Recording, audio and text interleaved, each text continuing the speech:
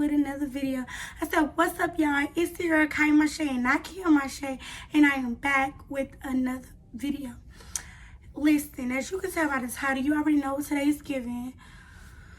Today, we're going to do a video basically explaining my experience and my truth about CARMEN'S Bootcamp. I know it's been a lot of videos going around, and I just want to speak on my truth. I can't speak for nobody else because this is what I feel.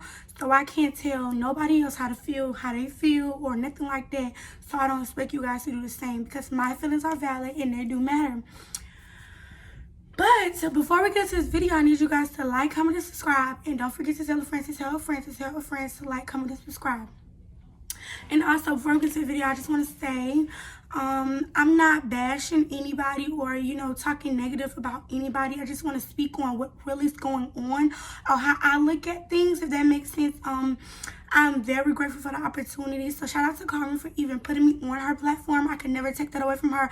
I'm very grateful. I tell her that all the time. But right now, I'm just going to tell you guys how I feel. So I wrote down a couple of key points that I want to point out because there are some things that I don't want to forget because I want to tell how I really feel. Okay, the first thing I just want to talk about, we're going to talk about the casting call.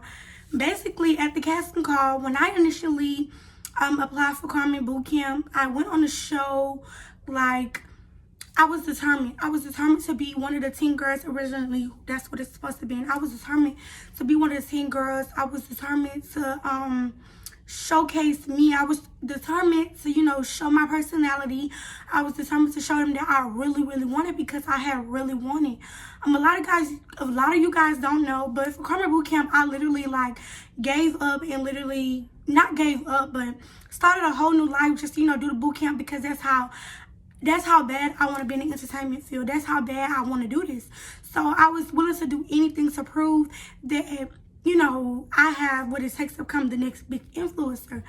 However, at the casting call, I didn't really have a bad experience at the casting call. It was nothing that I could say that was bad on my part. But I will speak for some of the girls who did not make the top 15. Some of the girls that I spoke to, I will speak for them because, you guys not going to hear what they got to say. But I'm going to speak for them and I'm going to tell you guys why everybody's frustration was, why people felt a certain kind of way. Because it's not hating on anything, but people have to take people's feelings into accountability. So a lot of the girls felt some type of way because, initially when you told to put on when you get on the show on a casting call, we was told you had to be here at a certain time in the challenge. I think it was 15 minutes, 30 minutes. I don't know, but don't quote me. I'm not sure which one was it. But however, we was given a grace period to come back to the the studio. So you had that amount of time to come back to the studio. So in my mind, I'm thinking, and a lot of girls in my mind too, I'm not gonna lie, a lot of girls were thinking, we got to be back within this time frame, and if we're not back, then we're gonna be sent home. So I felt like a lot of girls came on the show to get, to be one of the 10, and some of the girls did come back. However, this is where people felt some type of way about Dariana. Mind you, I didn't feel no type of way about it because at the end of the day, I knew it would have stopped me from doing what I had to do. But anyways, people felt some type of way because they felt and you can't blame her. You can't blame her. Nobody could blame her about this at all at the end of the day. But you have to look at it because if we was told to come somewhere and be here at a time, and if you don't, you're gonna get sent home, or you're not gonna, you eliminated this round. That's what everybody thinking. However, she was late. She was about 20 minutes late after the challenge. I'm gonna be real, love Carmen to death, but I have to tell the truth.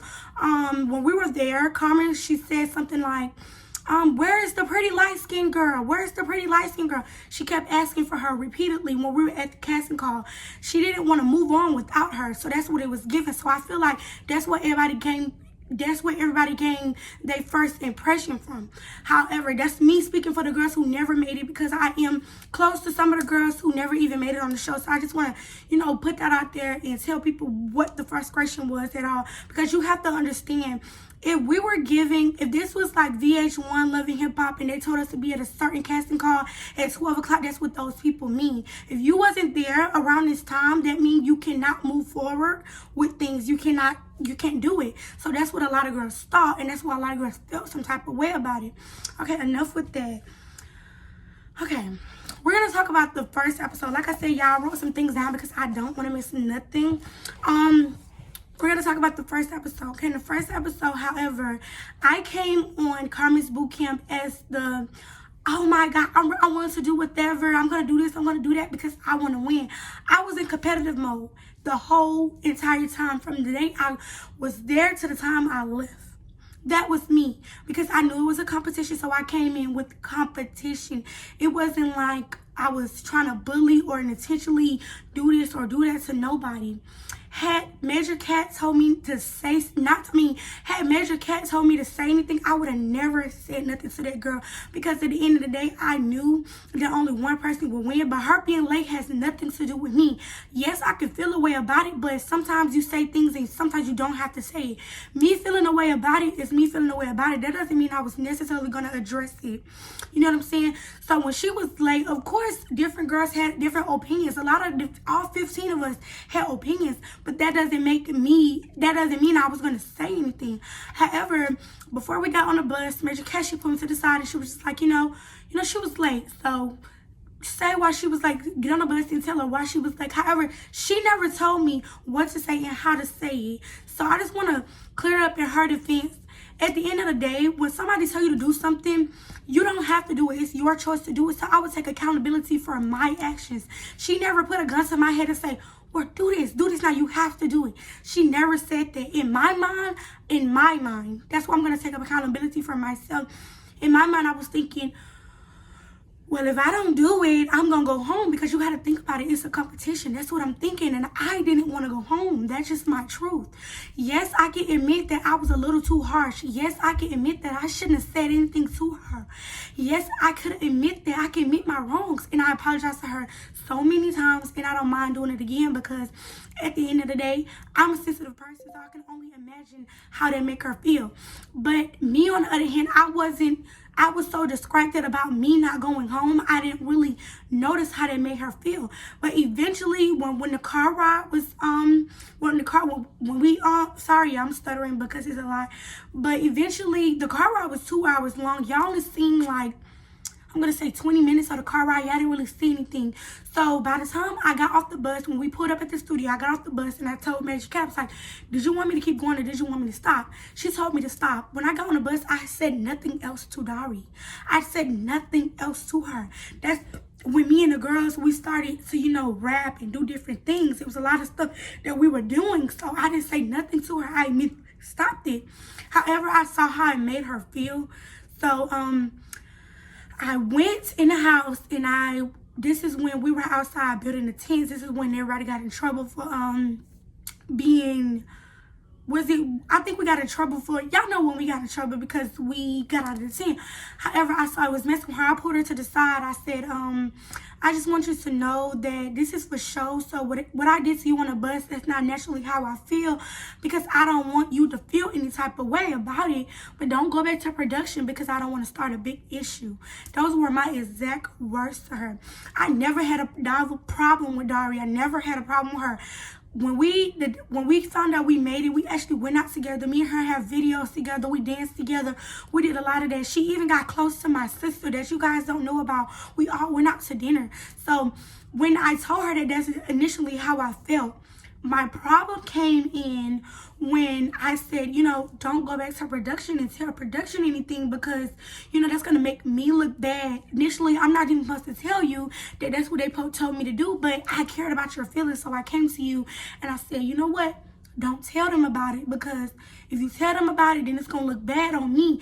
And she told me, and you know what? I told a lot of the girls that even though I should have shut my mouth up and I should have just let things play out how they initially wanted to play out. I'm sorry, but I should have just let things play out how they was going to play out. I shouldn't have said anything to none of the girls.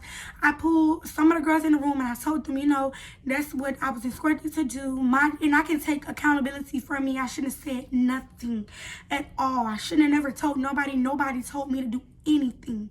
So, when I told the girls that, I told them, I was like, you know what, y'all, don't go and tell them, because like I don't want to get in trouble. I don't want to get sent home, because you got to think about it. It's a competition, so any little thing can get you sent home. Even though it's not created that way, it can be created that way.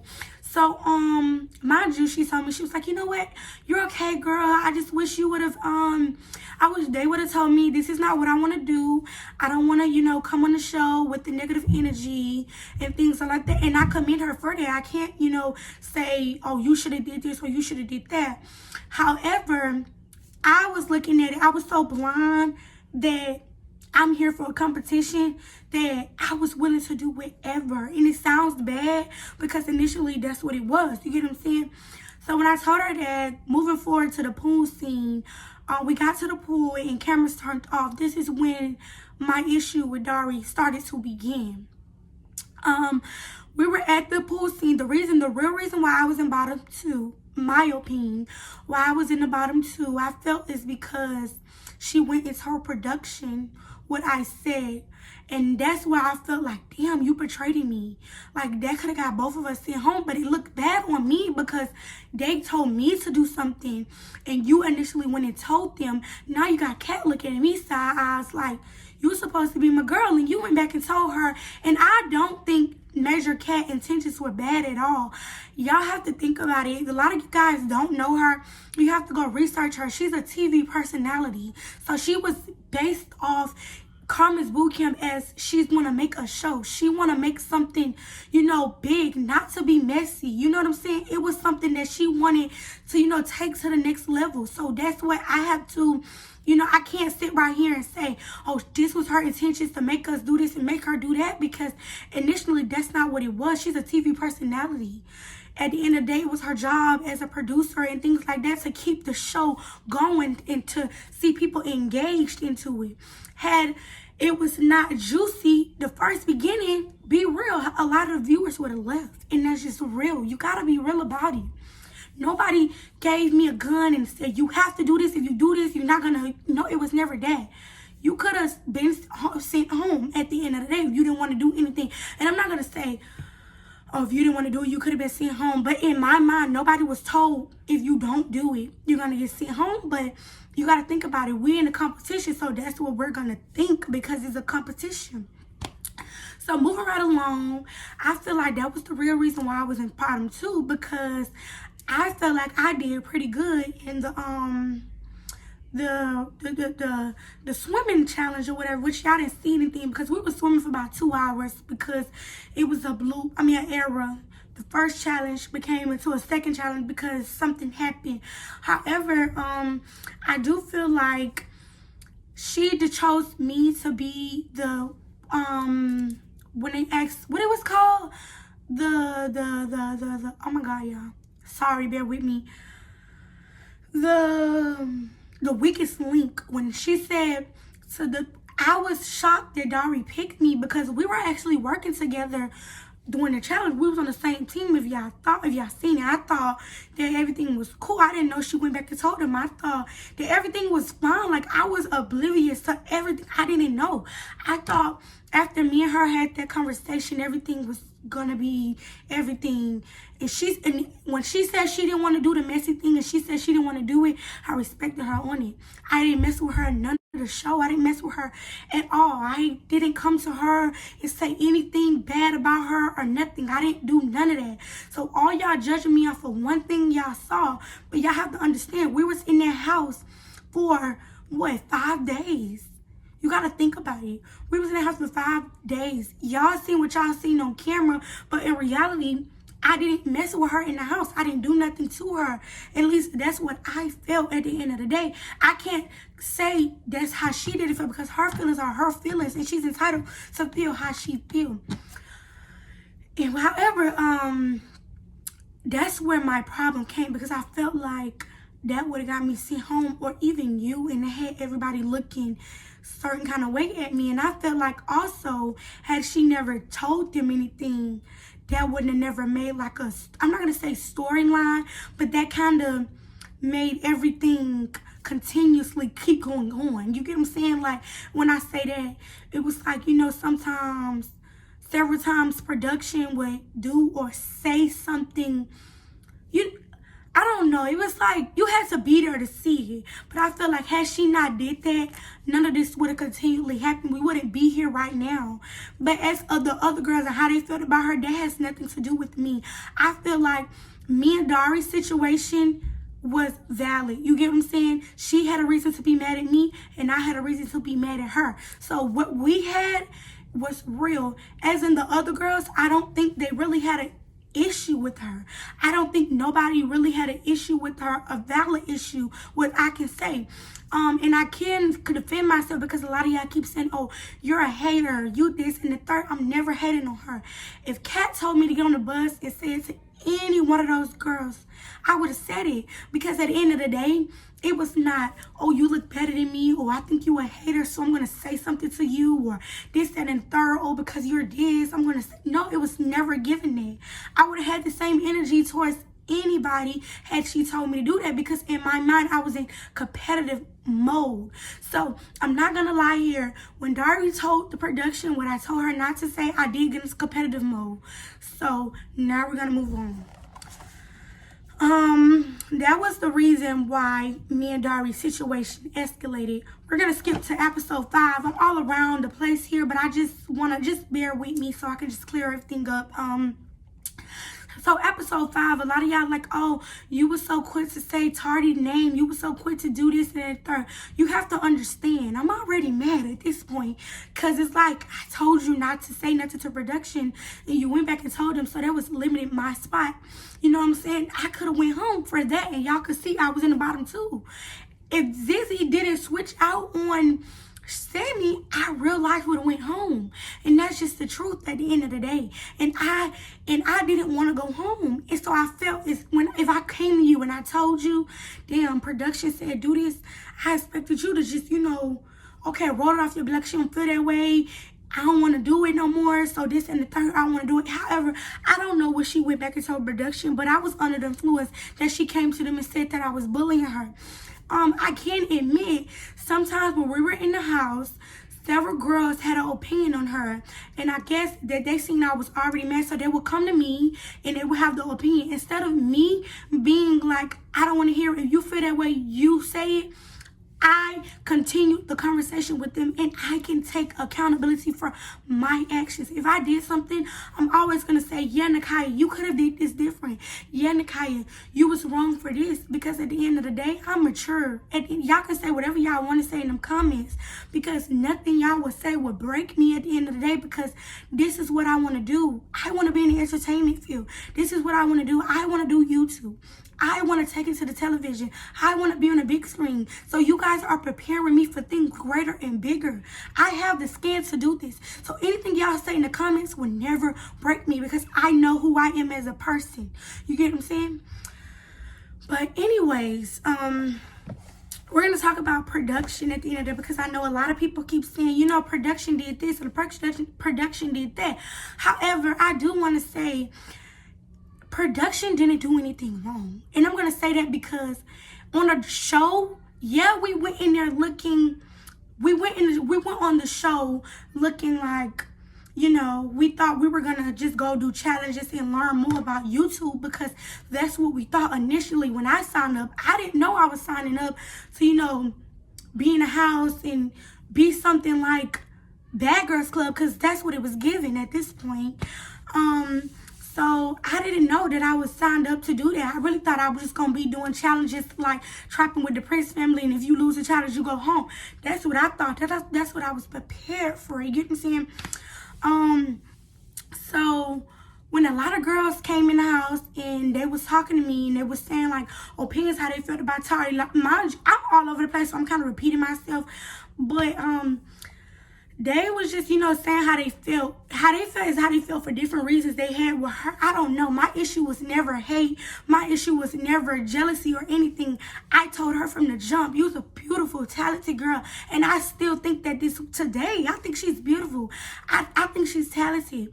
I think she can do so much. One thing about it. So it was never hate or jealousy or anything that I feel like if I wasn't told to say that, me and her would be cool, because at the end of the day, Tardy give off, you know, she's this and she's that, but I'm like that in real life. You get what I'm saying? I go to the club and I think I'm the shit. You get what I'm saying? And it's okay to think you the shit. So that was never my problem with her. My problem was, damn, I told you something, and then you go back and tell them. So it's like, damn, we both, you know what I'm saying? That was my problem. I'm telling you. And you got to think about it. In a competition, if somebody could cost you your spot, you going to be mad. So that's why I was mad, you know what I'm saying? And looking back at it, I could have handled things so much differently. But I'm sorry that I'm over the place, because every time I say something, a different topic come to my head. So that's why I just like everywhere. But a lot of y'all like, oh, why you was so quick to throw her in the book under the bus and everything like that. We was told, when Kat was mad at us, she told her, she was like, you know what, y'all doing a lot of talking, put everything in the book, you know what I'm saying? And I'm not saying anything bad about her. I don't think anything she did was wrong, because it gave what was supposed to give. Everybody showed their true colors, and that's what she wanted to give. At the end of the day, I don't think she was being messy at all. Kat is a TV personality at the end of the day. So when she told us to do that, she told us, she was like, you know, put this in the book, you know, say what you got to say. Y'all been talking a lot of stuff, so say it in the book, because it's a lot of hearsay, which it was. It was a lot of he say, she said. A lot of people was going back to production saying different stuff, you know what I'm saying? So when I did go back and put her in the book, you got to think about it, I'm already mad. So of course, the person that I'm mad at, I'm going to put them in the book. I choose to put Mercy 305 in the book. I choose to put her in the book because it was given who's the weakest link. I'm going to say she was the weakest link in the boot camp, but I don't say she was the weakest link when it comes to YouTube. She's a hustler. She's a grinder. She posts more than me. Her work ethic is good. Like, she literally, her thumbnails is the bomb. She literally posts a lot. So when it comes to YouTube, she's not the weakest link. So that's what I wasn't given. I just want to address that, because a lot of y'all like, you put her in the book, but you gave up your spot. When I gave her my spot, that was genuine. I felt that from the bottom of my heart. I felt like she needed to be there more than me, because at the end of the day, I was already going through what I was going through. And what a lot of y'all don't know, in that house, I was in my darkest days. And I'm going to just be real with y'all about that. In that house, I was in my darkest days. So a lot of things that I said to Tardy, I can take accountability for that. And I probably said things because I was in a dark place. You get what I'm saying? And that's not an excuse to do this and do that to somebody. So I deeply apologize to Dari. If you're watching this video, I apologize.